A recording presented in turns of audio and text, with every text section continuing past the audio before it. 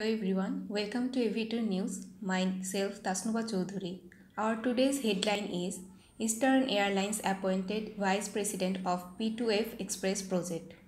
Eastern Airlines parent company has appointed an executive vice president of its aircraft management and leasing business to supervise the US carriers foray into the global freight market with a string newly converted B777 passenger aircraft into express freighter services, writes Thelma Etim.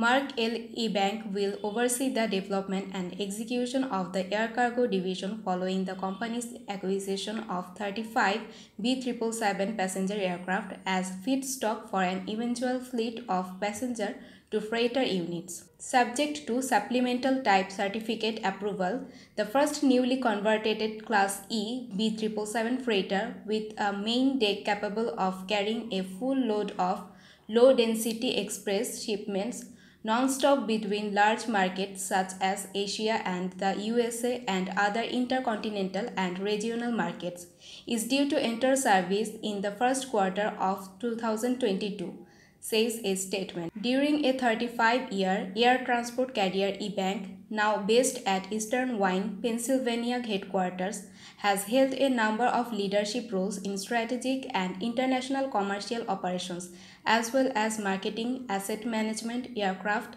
financing, and aviation services. Immediately prior to joining Eastern Air Holding, he served as aerospace company iAero Thrust Chief Commercial Officer. Following a 19-year career with CIT Aerospace Group, he had senior roles at China Development Bank Aviation and Azora Aviation. Moving to our next headline, Boeing built X-37B completes sixth mission, sets new endurance record. The Boeing-built X-37B orbital test vehicle set a new endurance record after spending 908 days on orbit before landing at NASA's Kennedy Space Center in Florida at 5:22 a.m. ET, November 12, 2022. This surpasses its previous record of 780 days on orbit. With the successful completion of its sixth mission, the reusable spaceplane has now flown over 1.3 billion miles and spent a total of 3,774 days in space, where it conducts experiments for government and industry partners with the ability to return them to Earth for evaluation. For the first time, the vehicle carried a service module to augment the number of payloads it can haul. The module's separation from the OTV prior to deorbiting ensuring a safe and successful landing.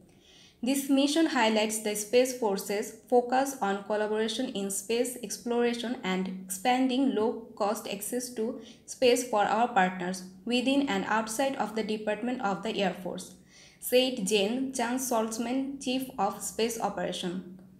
The sixth mission was launched atop a United Launch Alliance Atlas V rocket from Cape Canaveral Space Force Station in May 2020.